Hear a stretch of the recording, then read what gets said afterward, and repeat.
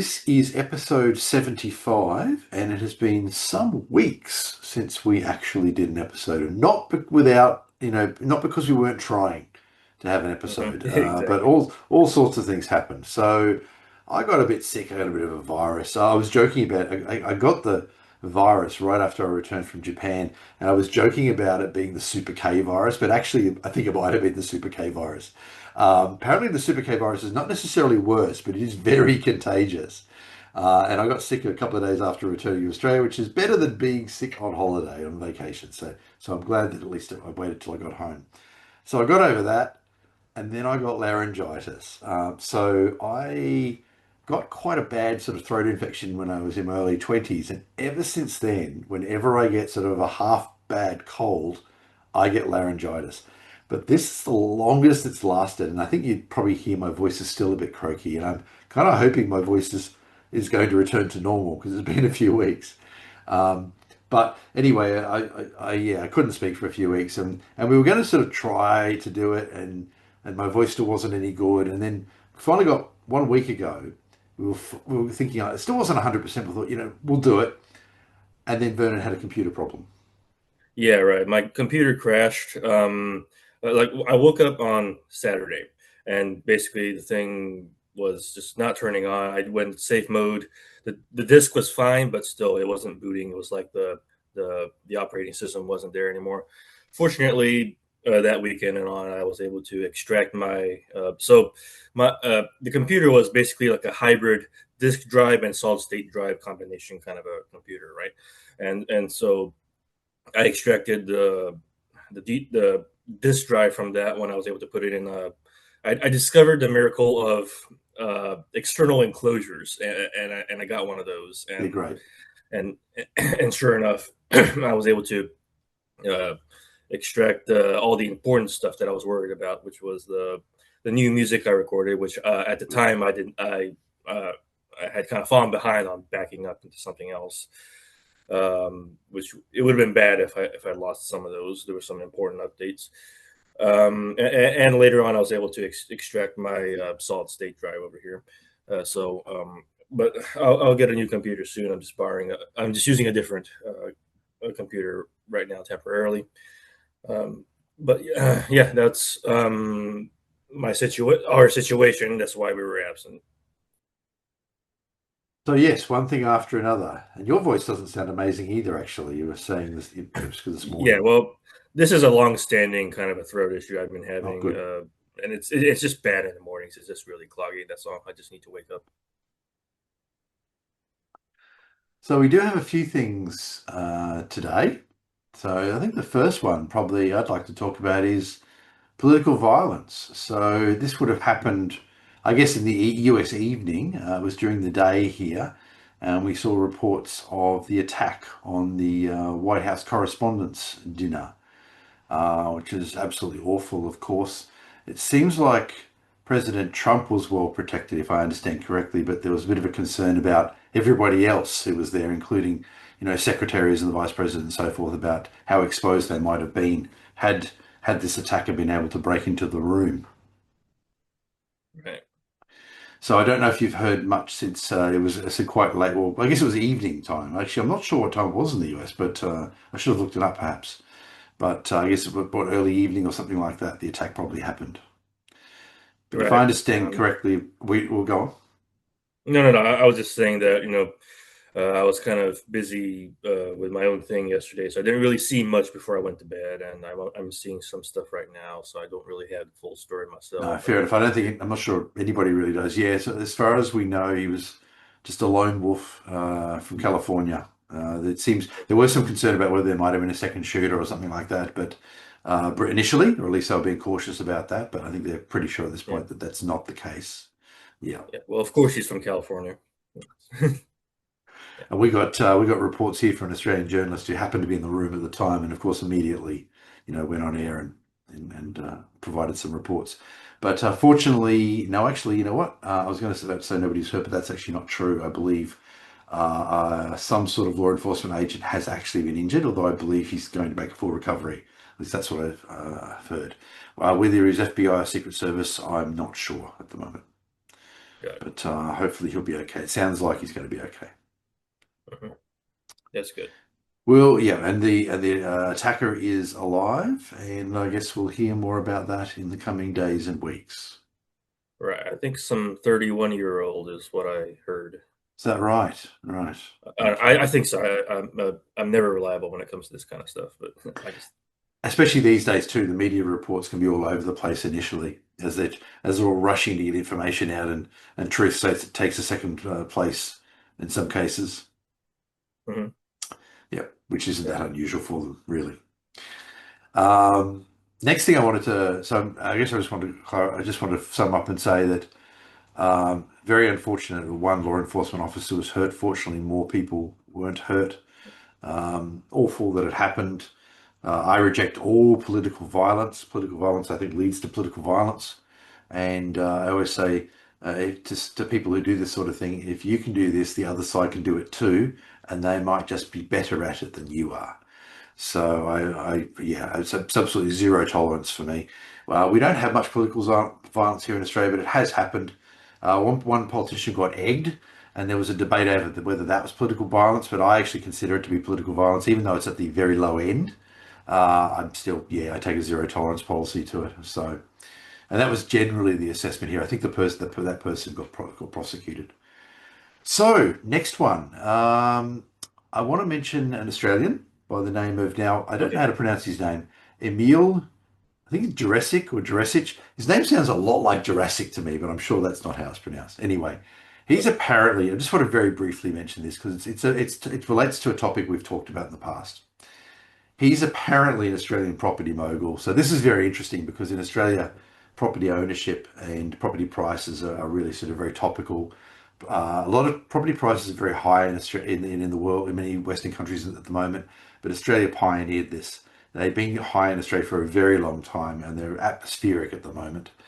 And anyway, this guy apparently owns quite a lot of property. But anyway, apparently he's selling all of his real estate, including his own home, because he claims that AI is going to cause property prices to crash.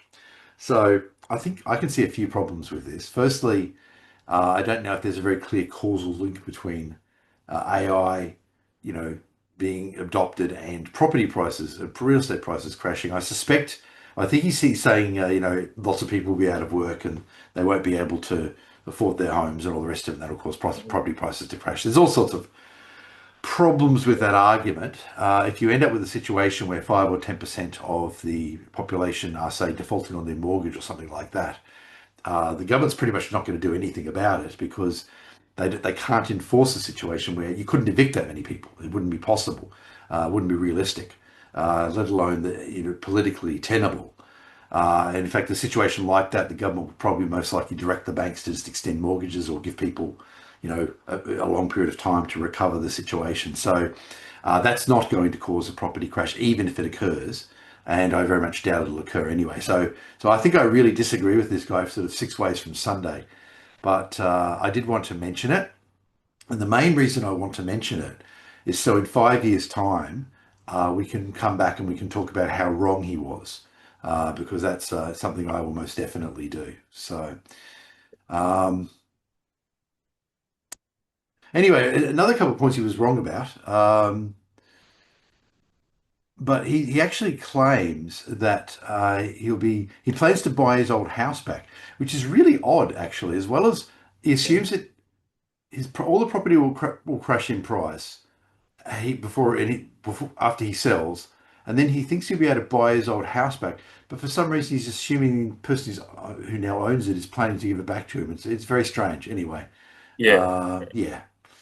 But anyway, and also another point I wanted to make is that I think that in the unlikely event that this happened, the currency would have problems too. So it's not like there's no way this is going to pan out the way he thinks it does. But as I'm staking my claim. Property prices in Australia will not crash. AI will not cause mass unemployment. There will not be mass evictions, and he will probably have to buy into a property market which is continues to get more expensive. In fact, there are things going on in the Australian property market at the moment. But nevertheless, it's likely that there are going to be some attempts to reduce the price of property. The government's changing a few rules to try to reduce the price of property, but there's a general rule in the Australian property market that if you tamper with anything that doesn't involve making more houses, the property price will go up.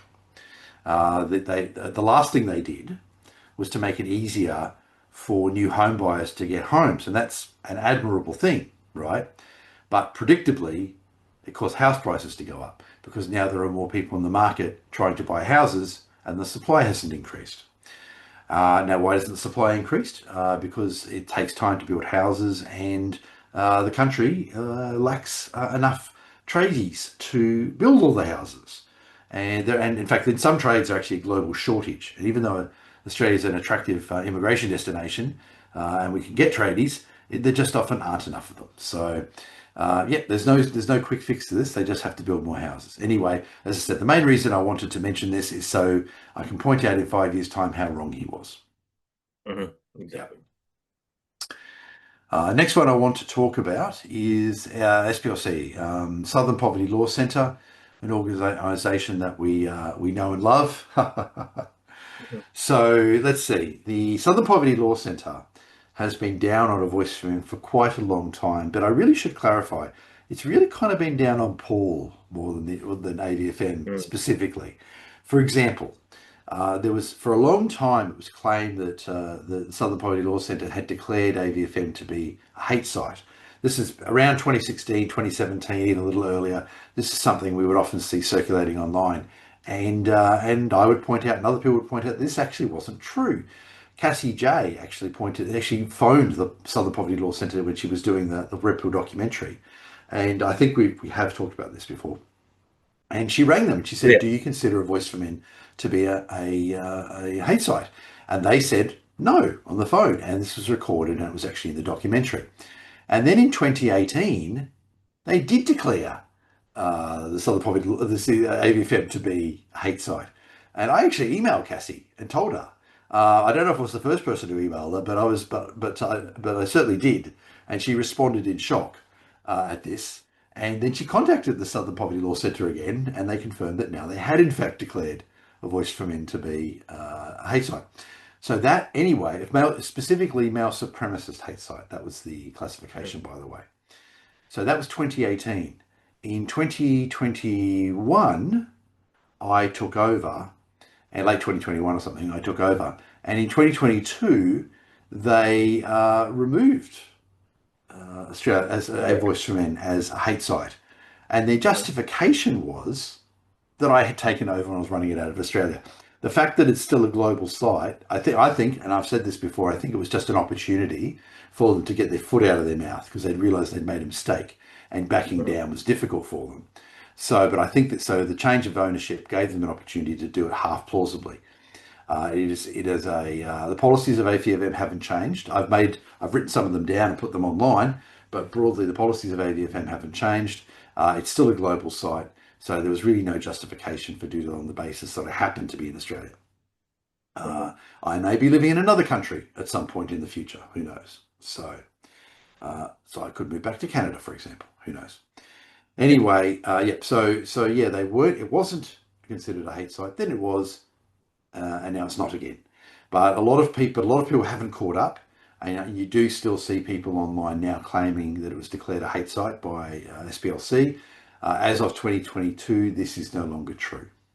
So anyway, but this is not exactly what I wanted to talk about with SPLC today.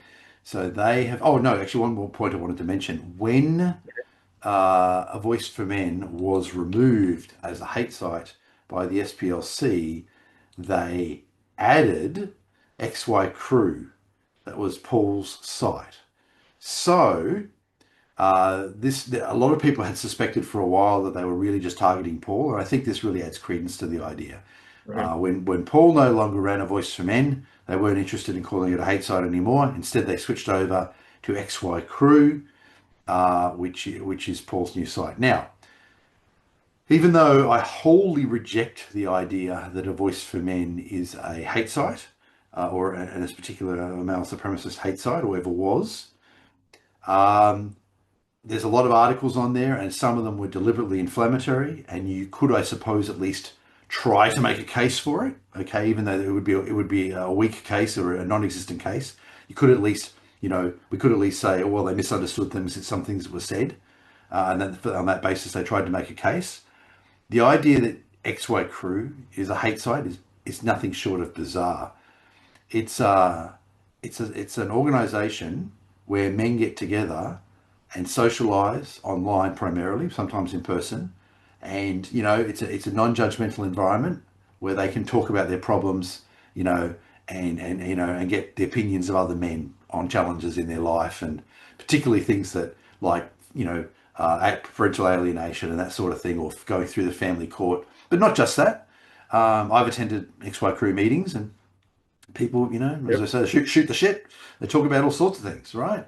Just whatever, Yeah, whatever they want. I try Yeah, to, yeah, I try to join when I can. It's it yeah. usually kind of my best meetings usually occur in a time where it's kind of tight schedule wise, but I try to make it sometimes.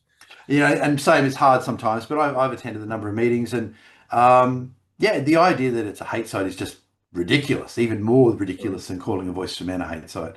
It's about men getting together and talking about their issues in a non-judgmental way, free of feminist ideology. So Right. and gynocentric ideology. So it's absolutely ridiculous, laughable, and yet XY Crew remains classified as a hate site by the Southern Poverty Law Centre.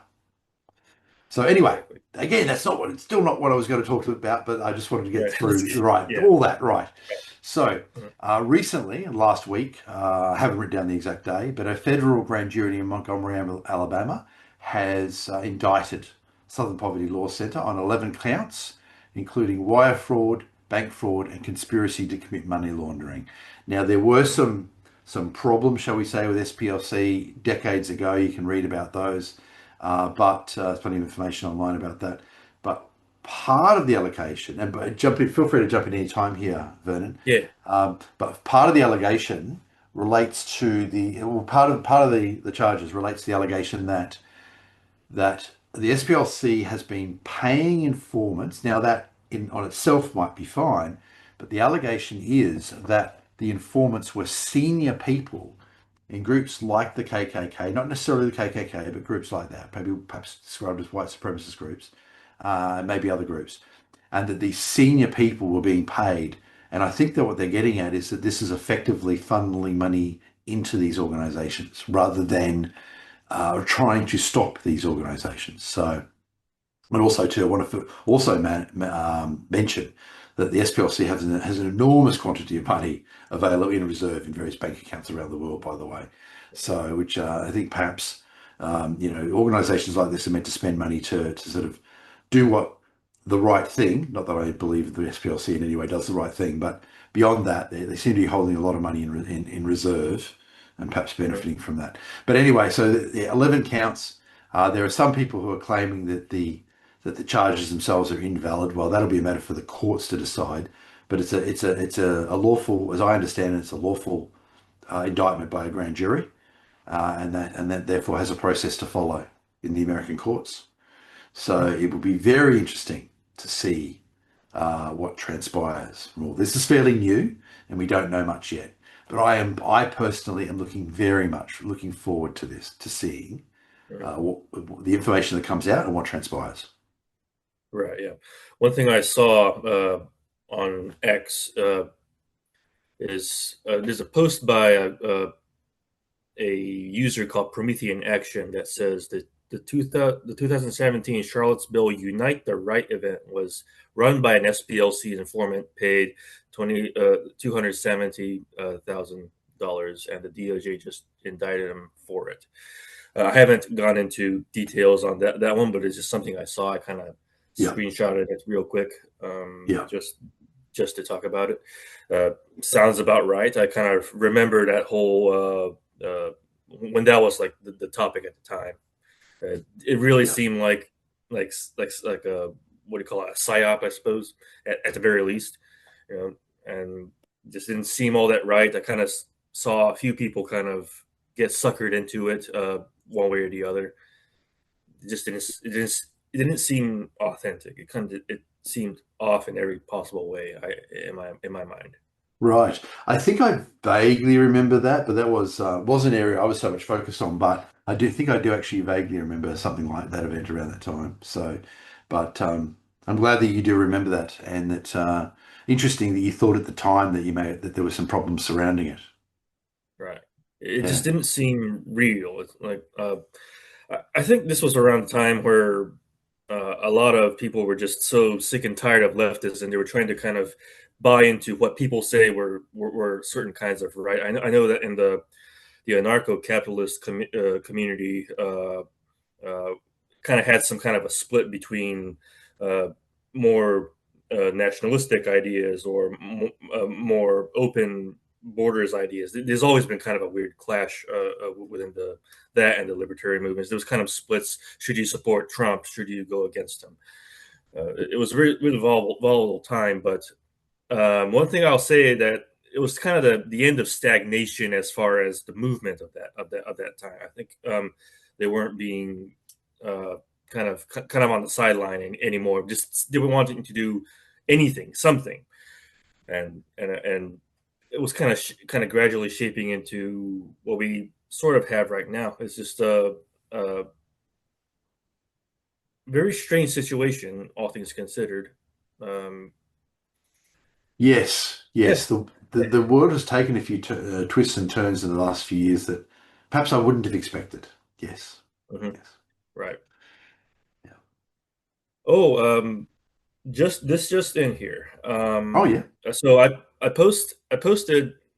You know, we're finally recording another goalpost episode. Uh, and so we're recording right now. Send your questions, feedback. Peter Wright has just now given me a question for goalpost. What do you think of Paul's project of repairing the manosphere, which is soon to happen? Yes. Okay. Do you want to go first, or I've got some thoughts? Well, it's my understanding that he's got a new podcast called Repairing the Manosphere out May 13, if I'm not mistaken. This is just based on what I have seen online. I think that is the correct date. Well, a lot of this is in response to our recent buzz on X that the manos what we call the manosphere is just kind of really just another variety of blue pill is the case. It's kind of shall we say, kind of pushing more gynocentric moronic ideas like Briffault's law and Exactly. sort of a yeah exactly sort of a I don't know if I'll say nihilist but very defeatist sort of a notion, and you kind of have to play the game uh, and center your life around women, which is exactly what Yeah. the manosphere should not be doing, right? Quite So, right. hence, we're trying to. This looks like an attempt by Paul to, well, repair the manosphere. You know, try and save Yeah. it and kind of redirect it towards the correct Yeah. uh, way to go, which is male self determination, right? Yeah. Yeah. So, if you had some more to add to this, I So was kind of going. I don't have any specific details of what he's planning, but obviously, as soon as I heard about the idea, I loved it. I think it's great. Yes, just to reiterate your position, this is something that is not a lot of people appreciate, even within men's rights and so forth. That there is a lot of gynocentrism amongst conservative people, right? And there are plenty of people in the manosphere who are quite conservative. So the manosphere, okay, first of all, the manosphere is very broad. It includes a series of movements that don't necessarily always, in fact, often don't agree with each other. But there are aspects, there are certainly threads that go through it, and there is this sort of yeah, as you say, this uh, sort of a genetic or innate belief. It's this belief that, say, gynocentrism, for example, Hardwired. is hardwired or innate or genetic, exactly. Whereas Peter, for example, has done some really great work to show that really this is something that you can demonstrate has appeared culturally, for example. So yeah, you and I, Paul, Peter, we reject this idea that it's innate, and we're really among the few that do, or at least are sort of pretty open about it, I think. And Exactly. there are Yeah. plenty of people in the manosphere who do. Go. Well, during our kind of an absence, we're doing the goalpost for a while. I did post a new video on my YouTube channel. It's not quite new anymore because it's been quite a few anyway. But the idea, the video basically talked that gynocentrism is not hardwired. It's more of a acquired kind of set of bad habits that we had due to some kind of premature assumptions about the nature of male female relations and reproduction and so forth. Uh, so, but yeah, but I did make the case though that gynocentrism is soft wired and that's programmed and also deprogrammable. So it's Mm. not something that's innate. It's just something that's been like I already said, That's acquired. that's a good way to put it, because in a lot of people it is quite deep and difficult to extract. Yes, yes, Yes, absolutely. but it can be extractable. That's Yes, the point. Yes. yes, So right, that's and right. you got it from somewhere. That's right. But A Voice for Men, and if I may say, sort of a small number of allied organisations. Now, Paul's obviously not involved with A Voice for Men anymore, but he, we talk regularly, and he still contributes from time to time, and we're still closely allied. Essentially, it's A Voice for Men, XY Crew, and I don't know if there's many more else out there actually, but too many people. If you go into red pill groups and that sort of thing, there are too many people who will say things like, well, it's innate, we have to, we've got to go out there and just dispose of ourselves for the betterment of society and all the rest of it. And it's like, no, we don't. That's yeah. And I've even said maybe there was a time, in the past when it kind of made sense to men would be the ones who'd be taking the risks and so forth. But we're past that. To the extent that that was even true, we're past those times right now. There's 8 billion Right. of us on the earth. We're not in danger of going extinct, even with the low birth rate. We don't need to act in this way anymore. And I'm of the opinion that I've said that all adults of sound mind should be equally responsible to protect the society if that society needs to be protected. So if it really falls to it, it's got to fall to both men and women to protect the society, if that's what's needed. Right. Well, I want a slight bit of pushback here. I don't think that even then I men were think I know disposable why, but because go on. Yes. Yeah. yeah. Right. But uh, what what we're seeing is that aside from the fact that men were needed for the infrastructure Mm. and actually the building of society and so forth, it was still a wrong idea that they didn't think was wrong at the time, but they probably processed it as such to portray men as disposable, say in like wars. Mm. They can afford to die and so forth. But here's the problem: in any given combat situation, if they're going to die, they're not valuable. So Mm. the dying part is more incidental to us, but you're trying to kind of basically push back against them. Yeah. So it's a much more complicated situation. Even if And you it's want them to fight, you don't want them to. You actually don't want them to right, die. Exactly. That's right. exactly Yeah. like so you can't be disposable in like the boxing ring. This is a strange analogy I'm going into, but so not that I'm hugely fond of things like boxing, Mm. but the idea is that you're fighting to stay alive and to stay conscious Mm. and win the match, right? So you're not going to go in there just to be disposed in itself. It could happen if you lose, but you're in there to stay alive. And in any given situation, now let's kind of get away from the boxing analogy. When you fight to stay alive. So Mm. and that's the first thing that happens when you're fighting someone. So everything else is kind of falls from that. It's secondary, the protections and the uh, and making sure everything stays protected. Yeah. Does that make sense to you? Yes, yes. In fact, I just wanted to clarify something in regards to what I said too. So, and this is my position I've taken on conscription. So, Mhm. I know some people who are anti-conscription. I take a more of a neutral view on conscription itself, and I take the position and say it's up to a particular country to decide whether, collectively, whether they need conscription or not, right? So, some countries may be in very, you could take an argument for Israel and say, well, Israel's in quite a dangerous position. They feel they need to do it. So I'm not going to sort of judge them for having it or not having it. But the point I've taken is what, just clarify what I was saying before. But the position I've taken is that if it is necessary or they deem it as necessary to have it, then I think that's when I think all say able-bodied and adults of sound mind must take responsibility for it.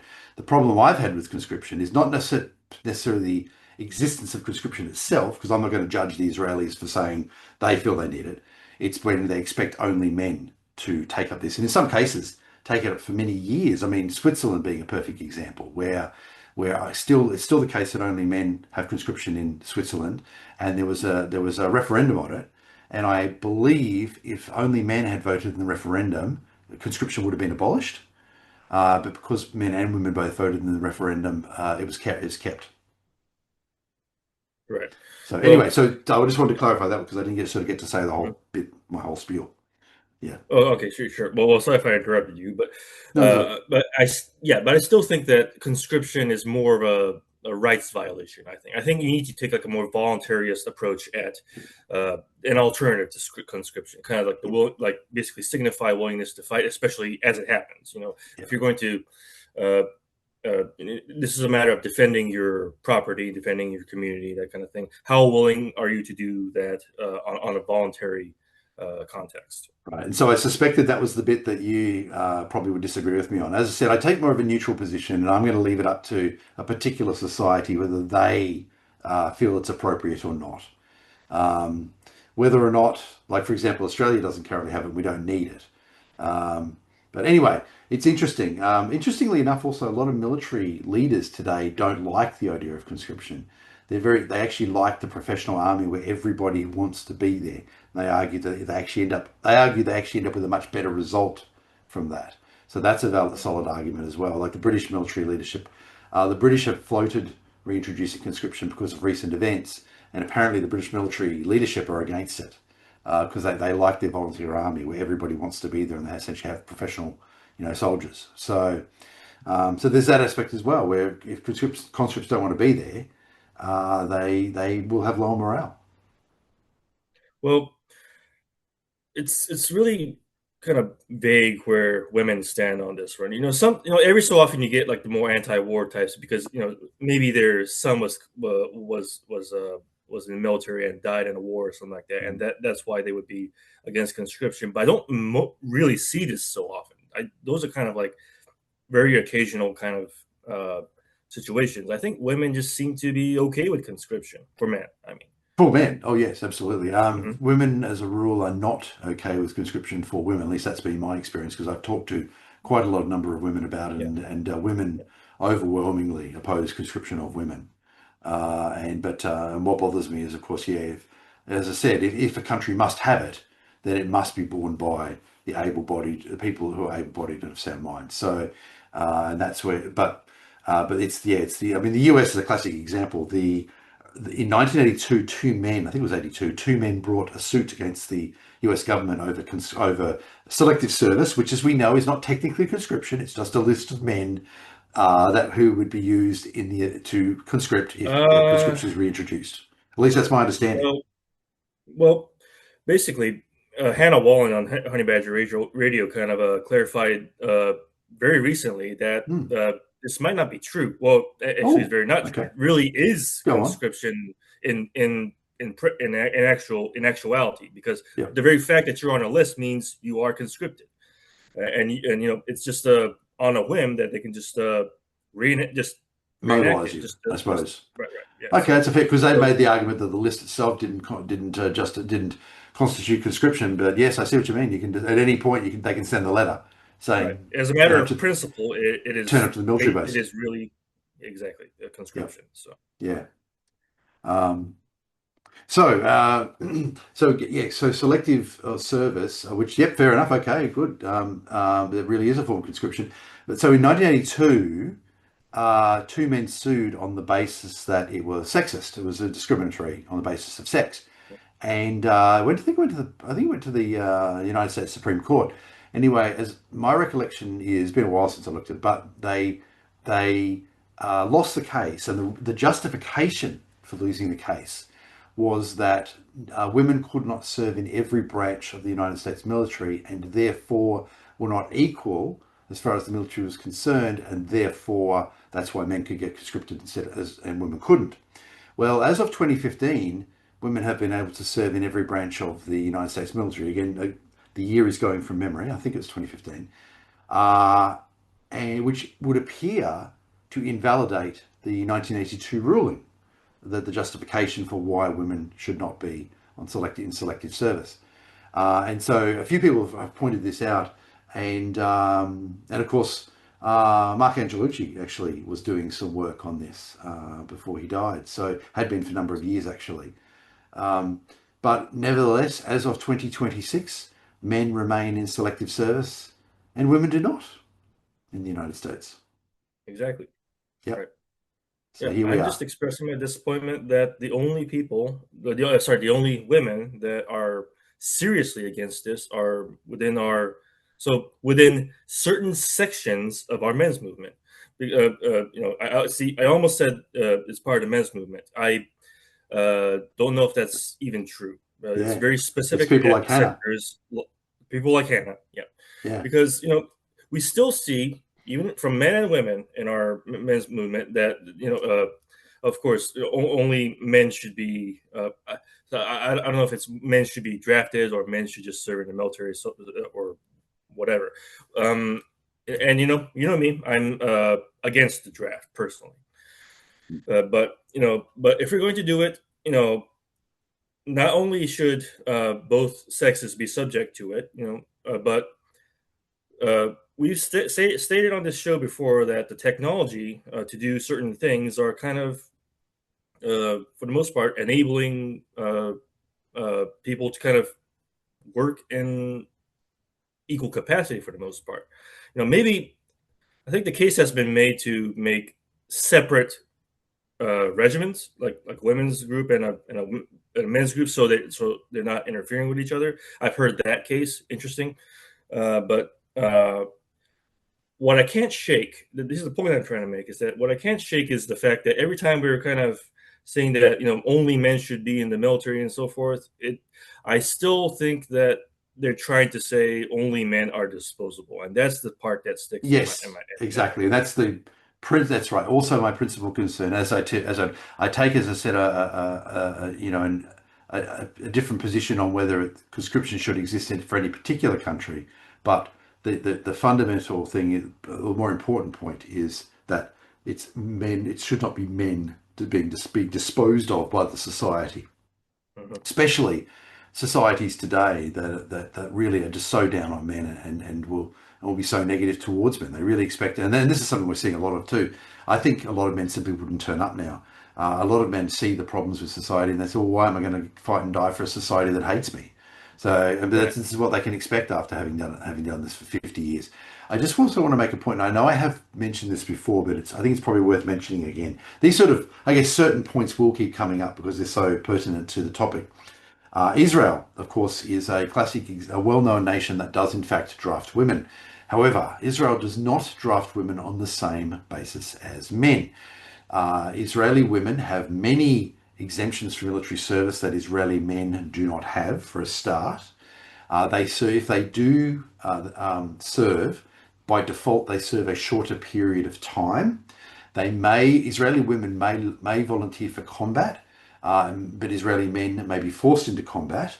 And now there are also exemptions in some groups in Israeli society for men as well, but there are far fewer for men than women. But women may volunteer for combat. If they do, they serve the longer period, the 3 years that men would serve, or a little bit less time, I think, but the longer period that men would serve.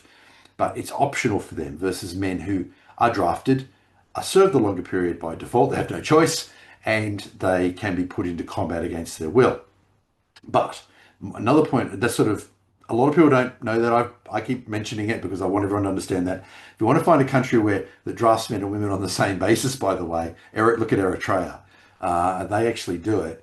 And They actually have open-ended drafts in Eritrea. I think they may have stopped doing it now because the war's behind them, but or at least the major conflict is behind them. But they were actually drafting both men and women on these sort of open-ended contracts in the military, like you'll be in the military until we don't need you anymore.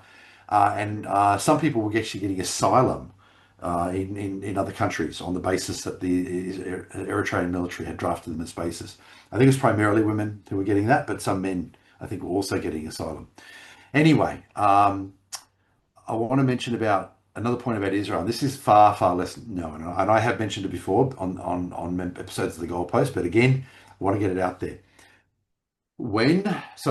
If you're a combat soldier, right, in Israel, that can mean one of two things. You could be in the infantry, right? When I say combat soldier, I'm not talking about armor or flying helicopters or whatever. They're talking about boots on the ground, carrying a rifle, infantry type work, But it could be one of two things. They could be the infantry, or they could be in a border unit. Okay. And if a man is put into combat, he could be assigned to an infantry unit, or he could be assigned to one of these border patrol units. When women volunteer for military combat in Israel, they are always put into the border units and the border patrol units, never into the infantry units. So the border units, while they are combat units, they're far, far less likely to see combat than an infantry unit. An infantry unit might invade Lebanon or something. A border unit will be on the border protecting Israel. And yes, and this it has happened. Border units have come under fire. Border units with women in them have come under fire in Israel. So this has absolutely happened, right? But they're a lot less likely to see combat than the infantry units are. But beyond that, Israel puts women into only 3 particular border units. So they group them into a relatively small number of units. And I have heard Israelis say, and I don't know if it's true, but I've heard them say, and I've never been able to verify this, I don't speak Hebrew, so I've never been able to verify this, but I've heard a number of Israeli men say that underperforming men are put in the same units. So, and these units, have gone into combat. And in fact, in actual fact, fair's fair. On the 7th of October 2023, one of these units, with the men and women, actually ended up in a full-on firefight with Hamas, and apparently did really well. So the unit actually, I think, was may not have gone to war or anything, but I think it was mentioned as a unit that had done really well that day. So this is one of the units with the so-called underperforming men and the women. Anyway, I hope I didn't insult anybody who's in one of these units, but that is what a number of Israelis have claimed to me. So with the men, but I can't verify that. But anyway, so my view is that if Israel was in a fight for its life, for example, and they were taking heavy casualties, my suspicion would be these 3 units would probably be pulled right into the center, probably ordered to protect Tel Aviv or something. They'd be the last to fight. That's my suspicion, and it's because I think dead women would play very well, play very poorly with the Israeli public. If they were reporting casualties and they had 100 dead women or something, I think that would play very poorly. So that's my suspicion. I think that's why they keep them. It's just a suspicion, but I think it's why they keep them in a relatively small number of units, because then they've got the ability to really get those units out of harm's way in the event that it was really kicking off. Anyway, but as I said, fair's fair. On the 7th of October 2023, one of those units did end up in a full-on battle, and apparently did very, very well in that battle. So, yeah. So anyway, I just wanted to clarify that, a bit off the topic of what we were talking about, but yeah. So that's there it is. Right. Well, before we move into any other subjects that we might have, I kind of want to make a point about war, which may have been reiterated here or there. Well, since so much of war has been about the conquest of man, basically, we always kind of frame it as a conquest of land, but it's more about conquest of man, basically, because we're warring and we're trying to fight and kill and take their resources and so forth. That's kind of like the common framing of war, and it's more made pretty and sterilized nowadays. So we're not kind of seeing the reality of that. So it's not like it's something to be resolved, instead of kind of just go defeatist and consign that this is just our nature. We're just going to be constantly fighting in wars. I agree. So that's the first point. Yeah, first point I want to make. But the second is that this kind of permissiveness about war that I think one of the more hawkish conservatives and liberals also, they just don't say it, but they still practice it, is that this idea that since we have war, it's just and that it's justifiable to send men over. What this really translates to is the fact that men are, what they're saying, not me, but what they're saying is that men are not needed at the home. They're not needed at the country. They're not needed as fathers that stay and help to raise their kids. So this is essentially saying, this is the double meaning of the male disposability thing. It's not just that they're okay to die out in the field, but it's okay that they are absent. We don't need them Yes. back home. That's the attitude that I have a problem.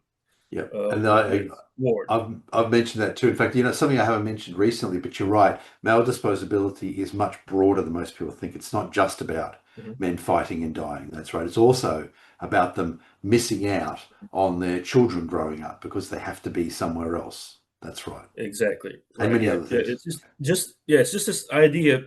That's why it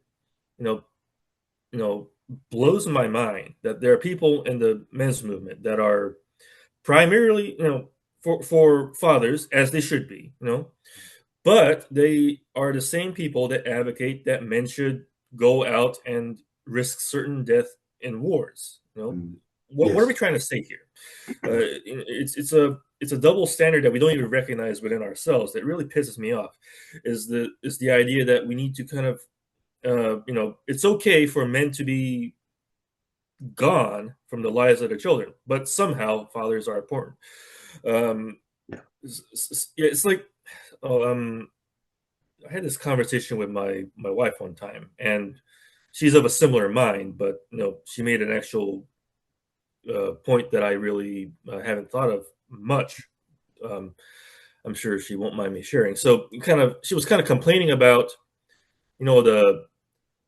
what tried to be feel-good videos about kids seeing their father for the first time in years in an airport or something like that, what are supposed to be heartwarming, but she wasn't feeling the heartwarmingness because why have a child in a situation that you're going to be sent out and and be absent from the life. Maybe there's nuance to it. Maybe there's they find a way to stay in touch in this digital era or something. But I think she has a good point.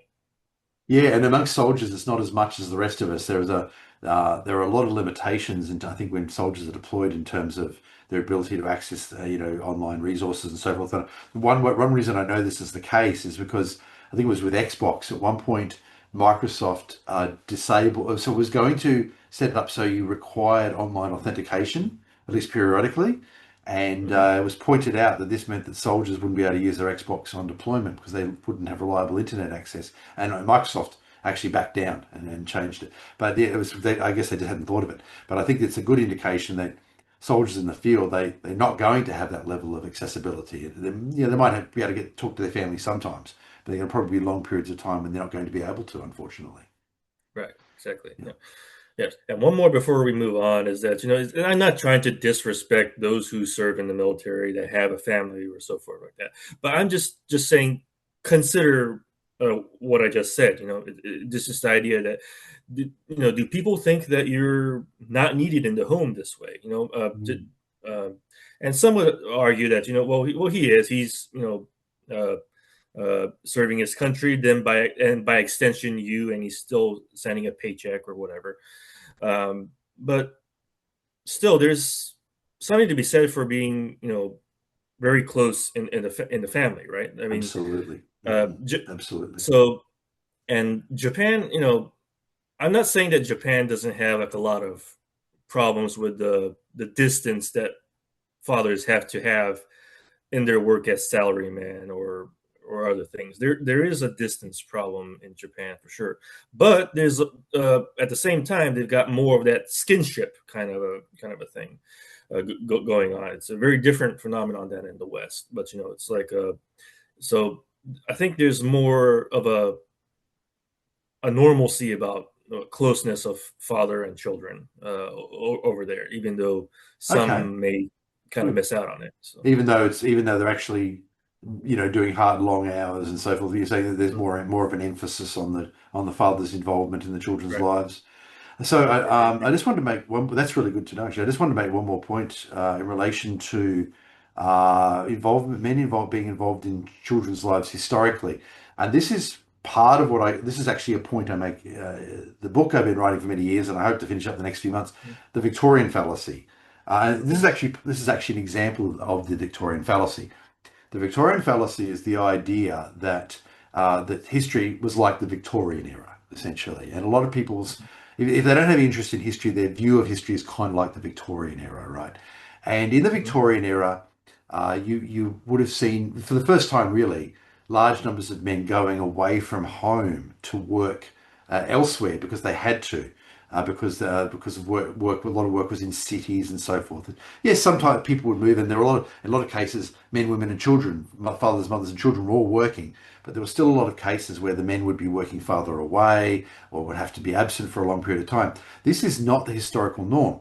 The historical norm is for pretty much everybody to be working where they lived because they didn't have fast transportation to get anywhere else, right? Most people prior to the Industrial Revolution lived and worked on farms. Fathers were active in their children's lives because they saw their children all day long because they were working together on the farm. And so, what the historical norm during the agricultural era was generally the father would be outside working. The mother would be generally splitting her time between the helping the father work and doing things closer to the house, looking after the smaller children. But the children would be out there helping at an age appropriate way, and then we know that they would get them out there very early. They would have one example, and I remember a book in the 1960s, a history book in the 1960s. Sorry, I'm not from the 1960s. It was written in the 1960s. I read it in the 1970s. Yeah. I remember distinctly, and this is it's called The Pageant of the Past, by the way. It was a great book, and I think it was one of the books that helped spur my interest in history. And there was a story about this guy who was living in a Neolithic community, and one of his kids was 18 months old, and they had taught this 18-month-old how to push seeds into the ground because it was a simple repetitive task that an 18-month-old could do. And this 18-month-old is actually pushing seeds into the dirt, and the other kids are there, and they're helping they're seeding and so forth. And this little child is doing a job because that's what we know kids that age love doing. They love helping their parents, by the way. Mhm. But Right. Yeah. they actually found a way to get this young child to help, and that's a completely realistic scenario for that era. And going back further to hunter-gatherer societies, mothers and fathers were spending all day with their children, and yes, the kids were also spending time with other people, but a lot of the time they would have been spending it with their parents, and they would have been learning the skills of life in their society. This idea that men are away working somewhere, it's a very new idea. 200, 250 years old, tops, right? Which is why I argue in the Victorian fallacy, one of the theses I propose is that we're actually returning to the historical norm. The historical norm is men being involved in their children's lives, and as a Mhm. result of technological innovation, we're able to return to that. There was a period when men had to travel and they were not near their kids, and that is awful from my perspective. We're at least able to return to a period now where Right. fathers can be more involved. So it's not new, as so many people seem to claim. It is a Yeah. return to the historical norm.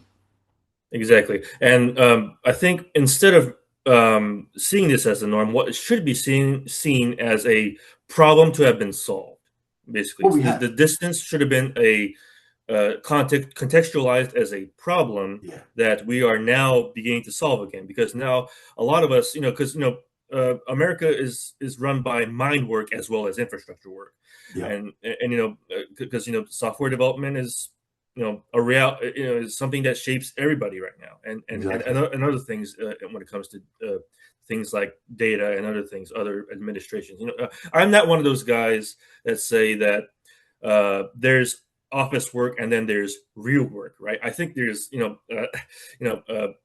things that are uh, work that is done with the mind is very much real work. Absolutely. But that has availed us to work from home, like Yes. myself, Yes. and assuming that the situation continues for me, and assuming that I start having we start having children, I will be able to be involved in my children's lives. Yeah, because you've got that exactly, and I've been very fortunate too that I too have been able to work from home a lot. And in actual fact, I was at many of my daughter's firsts because, yep, I was some days I'd have to go out, some days I could be working from home. But for example, the first time that she ate solid food, we said it, we picked a day that I would be home, and I was there at lunchtime when she ate solid food for the first time, and got it all over her chin because she didn't know what solid food was. It was great to watch. Um, but it's interesting you pointed out or suggested it was a problem to be solved. I hadn't really thought about it that way, and I like that. I think we kind of inadvertently solved it. We didn't really solve it, set out to solve it. But Mm-hmm. I don't think society said, "Oh, fathers aren't involved in their children's lives. Let us solve that." And unfortunately, they should have. I think it was more Right. along the lines that our technology has unintentionally solved it for us, or solved it while we were solving other problems. Yeah, Yes, sure. Yeah. but Well, yes, well, it's society doesn't recognize a problem when it sees it. Often, it doesn't so think often men's issues are a problem. are a problem. It So doesn't therefore, there think. was nothing to solve, right? Exactly. Yeah, But this one, exactly. Right. Yeah. that's right. But due for other reasons, work from home being beneficial, we've inadvertently solved this problem for men. But yes, as I said, Mhm. I do view it somewhat as a social or societal pressure, where I really think for various reasons technology is part of it, but for other reasons, and it's something, it's a thesis I put forward in the book, and it's not just about this aspect. I think in many ways we are returning to the historical norm. Another example of this actually is the work pattern, where men tend to spend more time in paid work, and while they are involved in their children's lives, the mother will be doing a lot of the sort of day to day with the young children. And I do think we are seeing a return to that too, where more women are actually wanting to spend more time uh, with their children. Where instead of going out and working in an office, and I have to say, and I'm going to say it, and I think I might have said this before. My view is work is completely overrated. I really think it is. Paid work, it's completely overrated. Uh, I think that, in my view, I think one should work because one needs to work, to make a living in order to, survive in the modern world, right?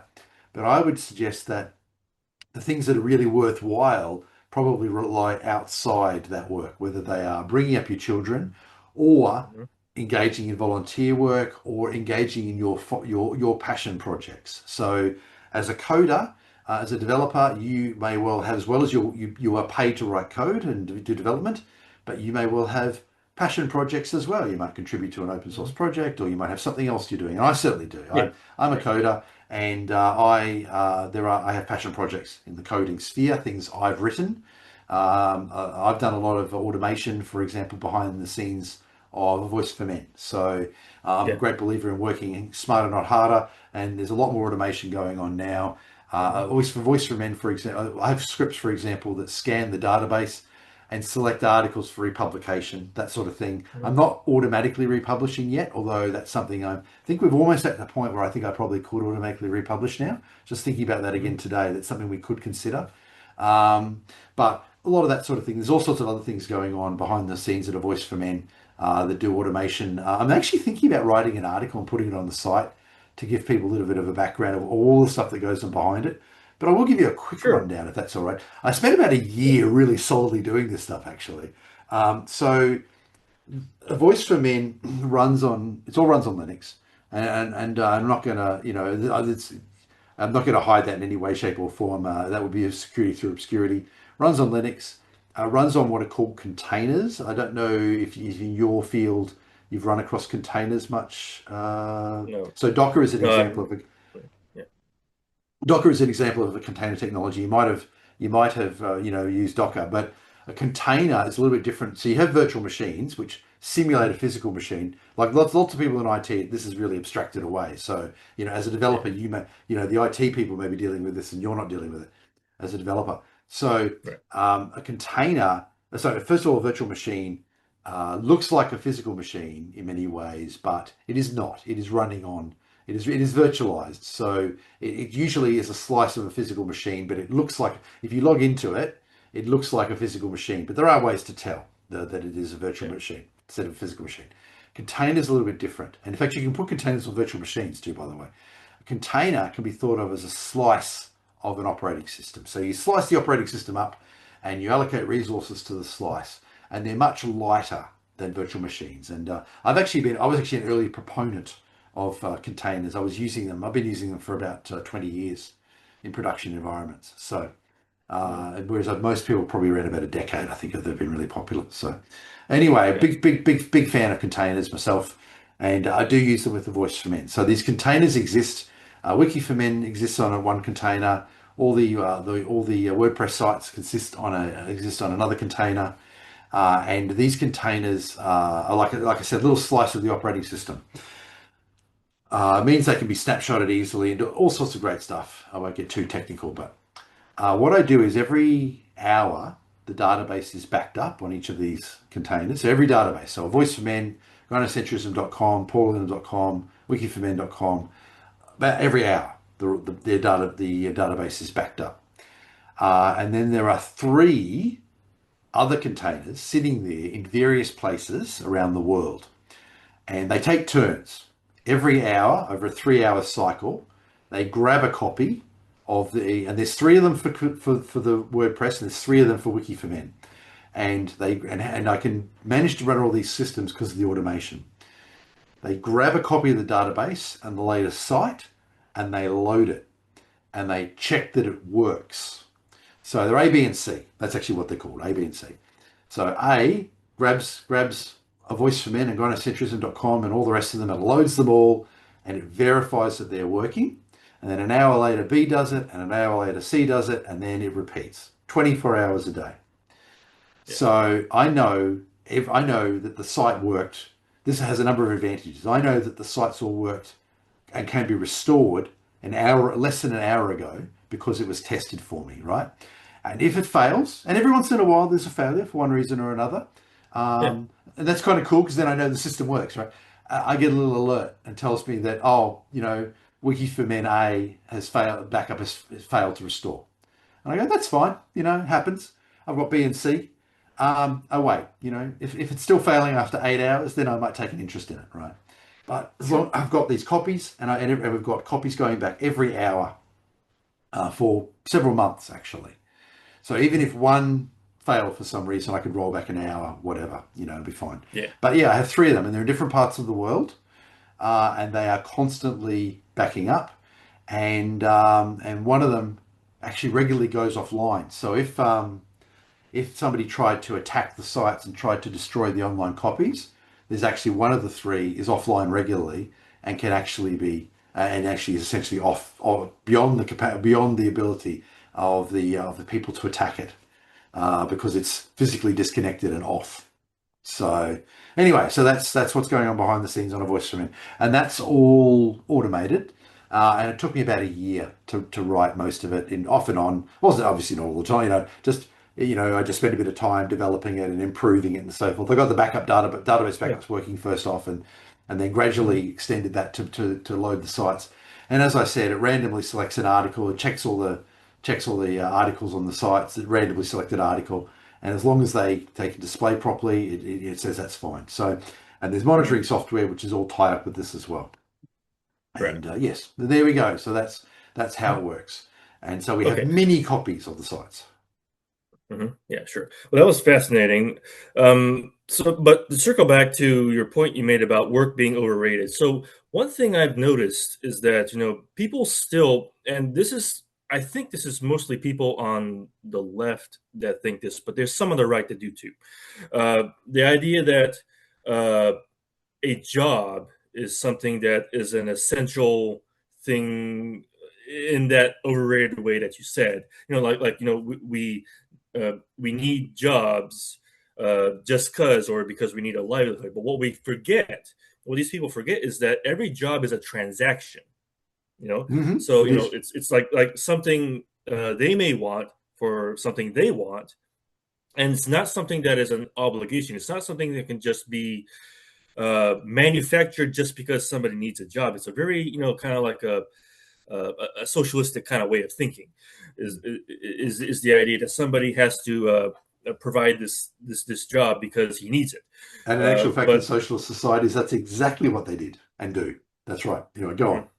Yeah. You're right. But it's like, it's one of those things that, if there's a, somebody could, have a product, and maybe somebody would start to want it, and the creation of a product sometimes could be understood as a sort of a passion project. Is this something that could be Oh, for sure. contendable and Yeah. marketable? If somebody has a great idea, whether it's something that is relevant in a way of infrastructure or day-to-day living, or it could just be a book or a film or a game or something.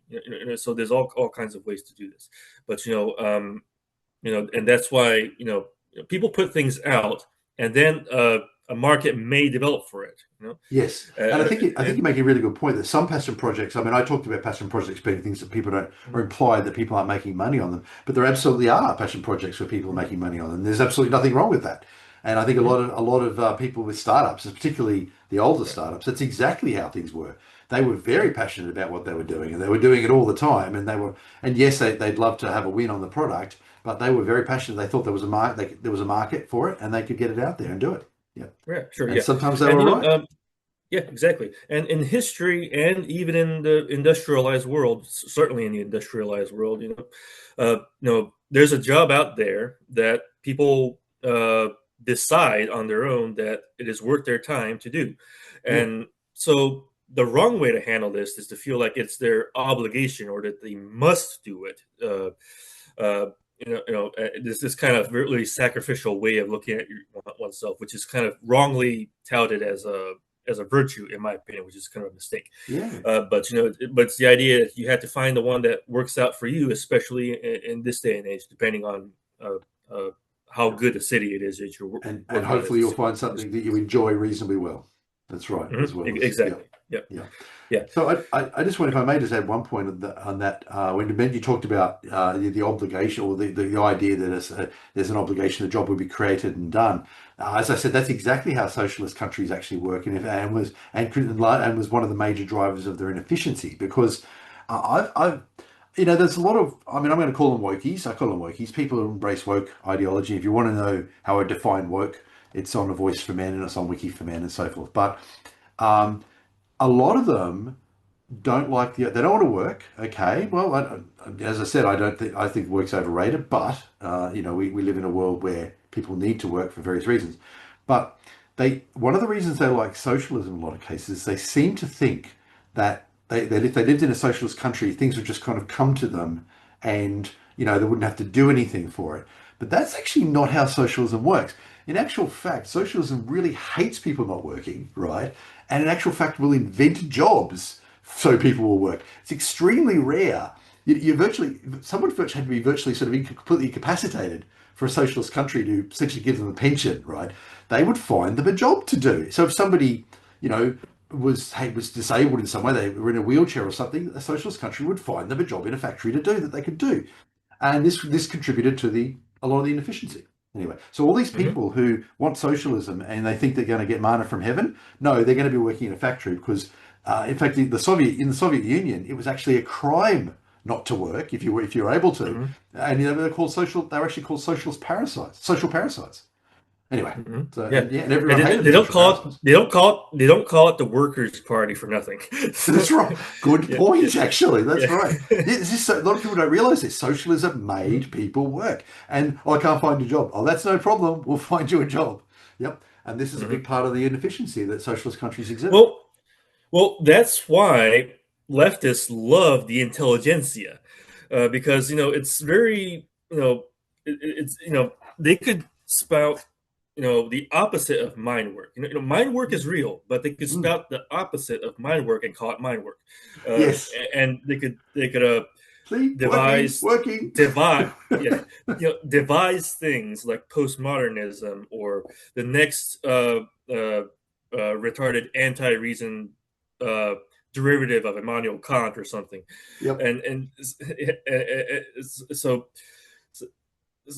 that's why they love to be the village intellectual or even the village artist, or Yes, and you're they're right. flummoxed when they I'm doing my work. I'm doing my art. Mhm. That's right. Right, Exactly right. exactly, yeah, Yep. yeah, yeah, right. So, yeah, to anybody Yeah, out there yeah, who believes that socialism, yeah, is about getting manna from heaven, have I got news for you? right, yeah, Yes. yeah. So we did get a bit So off track there, but I think it was a good discussion. Anyway, sorry, go on. You had anything yeah, further yeah, to yeah, add? sure, sure. So I might have one more, but did you have anything more current I that you wanted to bring up? Yeah, I do have one more point, and it actually segues, or I use segues legitimately. It actually segues out of the military conscription discussion that we just had. Yeah, sure. Okay, do you Yes. want me to? What? Yeah, yeah. Go ahead. Yeah. All right. So this concerns a man by the name of Ben Roberts Smith. Now, he's an Australian soldier, but he actually has his name recently has been on US news, I know, and using I think it's pretty much global at this stage. So he is far and away the best known Australian soldier that's certainly alive today and perhaps may have ever been. And the reason is he won the Victoria Cross, one of only a small number of soldiers that have done so since the end of World War II, certainly. Anyway, he has recently been charged with war crimes, in particular, 5 counts of war crime murder. So we've got essentially a man who was held up as the archetypical warrior and the to be the figure to aspire to be like, and won the Victoria Cross, which is I don't know if you know if you're very you know if you're familiar with the Victoria Cross. I might just very quickly go I through it. might have heard of it. Okay, right. So the Victoria Cross is originally a British award, and several former British Commonwealth countries have established similar awards. All Victoria Crosses, whether they be British or otherwise, are all made from cannons from the 19th century. The award's actually made out of metal that came from a cannon. Originally, it was claimed the cannons were captured by the British from the Russians during the Crimean War. Metallurgical studies on the metals suggest that it may have actually had a Chinese origin, but that doesn't necessarily rule out the possibility that they were captured in Crimea. The Crimea War being a war between Russia and the United Kingdom, in of all places, Crimea. Anyway, it's the highest award in the British Honours System military award, and the highest in Australia and Canada and various other countries. Interestingly enough, it's kind of really venerated. The award actually comes with a small pension. It's not very much. It's about $3,000 a year, sort of a nominal amount. But anybody who receives the award actually receives money from the government every year, just as sort of a recognition that they hold the VC, the Victoria Cross. And it goes before all the other military awards, and I think pretty much all other awards that a person has in naming and so forth. And there's a long-standing tradition, although I believe it's not observed in Australia, but there's a long-standing tradition in some countries that all ranks salute a Victoria Cross winner. So if a general sees a Victoria Cross winner at a ceremony, the general would actually salute first rather than the Victoria Cross winner. And the Victoria Cross winners are almost always enlisted personnel. Anyway, so it's really venerated. It's really given a special position. And I believe, as I said, all Victoria Crosses for all countries are produced out of the cannon metal. And I believe they're all produced in London from one particular company that's been doing it since the 19th century. And so the country will put in an order for a Victoria Cross to be produced because somebody's going to get a Victoria Cross. Anyway, so Ben Robert Smith is a Victoria Cross winner, or so has been granted the Victoria Cross. And what's happened is he's been charged with 5 counts of war crime murder in relation to. Now, I'm not going to comment at all on the veracity of the claims. There are apparently there's some video evidence floating around of him doing some things that were at least a bit inappropriate, although they don't obviously, I don't think there's any video evidence of the actual alleged war crimes. But A couple of things I want to mention, and I might just take a few minutes, might just go into it a little bit. Uh, the manner of his arrest, first of all. So this is something that, to their credit, people across the political spectrum have called out the arrest. He's been under investigation for several years, and he was arrested in away from his home in another state, with his in front of his daughters, which is generally considered inappropriate if unless it can be avoided to arrest someone in front of their children. And he was arrested without him knowing this was coming. Generally speaking, in a long-running investigation like that, where the person has a has a legal team, and the risk of flight is very low. Generally speaking, the legal team will be advised of the police intent to arrest, and they'll call it arrest by appointment, and the person will go to a police station and they will be arrested, and then they have some warning, and they can get dressed in the morning knowing they're going to the station and will be held in custody and so forth. Maybe take a change of clothes or whatever. So none of that happened. He was arrested by surprise, and this has shocked a lot of people. Even one of the journalists who has been uncovering these allegations expressed surprise and concern about the manner of the arrest. Oh, and there were TV cameras, or there were cameras present at the time of the arrest, and apparently the claim is that it was actually police recording it, and then they released it to the media. So I don't know. Anyway, bit concerned about all of that. I think it would have been more appropriate for his legal team to be advised that he was going to be arrested, and for him to attend a station. Anyway, aside from that, I don't make any comment about. And there's a number of people I know from within men's rights and so forth who are former veterans and so forth who are really quite concerned about this, and they are taking quite a strong stance on it. I can't comment on the allegations at all, but one thing that does concern me, and I'm not alone in asking this. He's I think never held the rank higher than corporal. The Australian SAS regiment and the British SAS tend to operate in units of enlisted personnel without officers. So, and they were, I think he was senior in some of these units. But there's a real question about the hierarchy of the military, what they knew, and whether they should be held accountable. And none of that seems to have appeared. This corporal is the one who's being charged with 5 counts of war crime murder, when there were senior officers who were if not were there, were monitoring what was going on. And another thing that really concerns me is many of the informants, the people who have made the statements, of which Ben Roberts-Smith has been have been charged. In some cases, they appear to have been the ones who actually committed the alleged murders. And they appear to have received immunity in return for giving testimony against Robert Smith. And again, that has me quite concerned, because last time I checked, I was just following orders wasn't actually a justifiable reason for not being prosecuted if you have committed a war crime. But it appears in Australia it might be. So I've often been familiar, over the years, I've often been fond of saying it didn't work at Nuremberg and it won't work now. Well, maybe it will work, because it appears these people, they are testifying that they themselves murdered someone. Apparently, if I understand the reports correctly, that is what they are saying. They are being given immunity, been indemnified, so that they can be witnesses against Robert Smith, and he can be charged with 5 counts of war crime murder. And it just seems to stink in a bunch of ways. Anyway, as I said, it has been picked up by people around the world who have raised a number of these concerns that I've just mentioned, the arrest, and also the fact that the people who apparently by their own admission committed the murders, obviously alleged murders, they are the ones testifying, or will apparently be testifying against Robert Smith. So, very unhappy about this in terms of the whole process. And I can't comment at all on the actual allegations. I don't know. But in terms of how it's being handled, absolutely terrible. I guess I probably have one final comment on it, that apparently one of the 5 allegations of murder has Robert Smith yelling, "Shoot that cunt," to a soldier in relation to an unarmed prisoner, a prisoner who had now been disarmed.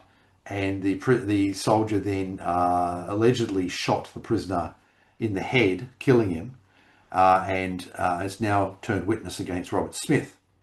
But I have to say, the words "shoot that cunt," actually "shoot that cunt," don't actually, to me, appear to be a directive to murder someone. You could maybe see it that way, but I don't think it's conclusive. So I think maybe that person perhaps has something, but they've been indemnified, as I understand it. Anyway, I just wanted to mention that one in particular. That's one of the things that's come out, that supposedly Robert Smith said, "Shoot that cunt," and the soldier has interpreted that as an order to execute the unarmed prisoner, and has done so. So I think the person, murdering the prisoner, I think has to have some culpability here, to the extent that we can establish this occurred, and that even then the order, at least I think, is a bit unclear. So anyway, dirty business all round. And I mean, to give you an example, Robert Smith is so venerated in Australia, he actually has his own area in the Australian War Memorial, that talks about him personally. And they've had to add things to it, saying, "Oh, he's been charged with war crimes and so forth." And I guess if he's convicted, that would all be removed. But anyway, yeah, I think it all stinks, and needs to be handled very differently, irrespective of what may or may not have happened. It needs to be handled very differently. So Yeah. yeah. So that was, and that's very topical. And I wanted to mention, I said it has hit the international media because the arrest in particular shocked a lot of people. And as I think I said earlier, one of the journalists who has been investigating this and who supplied information to the police, even in an interview, remarked he was surprised about the manner of the arrest. Right. So there we have it. Yep. So that's the last of the major items I have, except for Great Men of History. Actually, it's been going on so long, this episode, I'm thinking maybe I might push Great Men of History back. Well, I'm kind of running out of steam myself, Yeah. actually. I was going to bring up some things that you were wanting to talk about that we kind of missed out on before. Maybe you could save those for another time, Sounds good. and I could save what I have in mind for another time too. I think we're good. Yes, I think so. So I think we'll push Great Man of History back because we did have a bit to catch up on because we hadn't had an episode in so long. But I think Yes, I haven't been monitoring the time, but I think we've done quite a good lot. I do have to mention Zoe McLellan, of course. let's do it. Okay. As of April 2026, a warrant is outstanding for the arrest of Zoe McLellan in relation to charges of kidnapping, child stealing, and child custody deprivation. McLellan is a public figure who has appeared in numerous popular television shows, including Star Trek Voyager, JAG, NCIS New Orleans, and Designated Survivor. Her face is familiar to millions. It is extraordinary that she's evaded detection for so long. McLellan was reportedly residing in an apartment in River Ridge, Louisiana in April 2021 and may still be residing in the area. McLellan grew up in the area of Port Orchard, Washington State, and may have returned to the area. Some sources believe that McLellan has left the United States and is residing in Canada or Costa Rica. Prior to disappearing, McLellan was known to use the alias Sarah Chandler. Anyone with any relevant information should contact the Los Angeles County District Attorney's Office. And today I looked up the Wikipedia article for Zoe McLellan again. And if you look at it, you will not see any mention of the fact that she is missing, that her son Sebastian is missing, that he is listed as a missing person on children's missing persons sites, or that there is a warrant outstanding for her arrest. Somebody again tried to add it to the site, and it was quickly removed. So there are people in Wikipedia there are Wikipedia editors who are making sure that her Wikipedia article does not reflect any of this. You can look at the Wiki for Men, her Wiki for Men article, where you'll get a much more realistic picture of what's going on. Absolutely. Thank you very much. That's everything I have for today. Yeah, sounds good. We are officially back. I know it's been long. Hopefully, we won't take too long for the next one. Exactly, 2 weeks. Yeah, we'll try. That's right. Bye. Bye.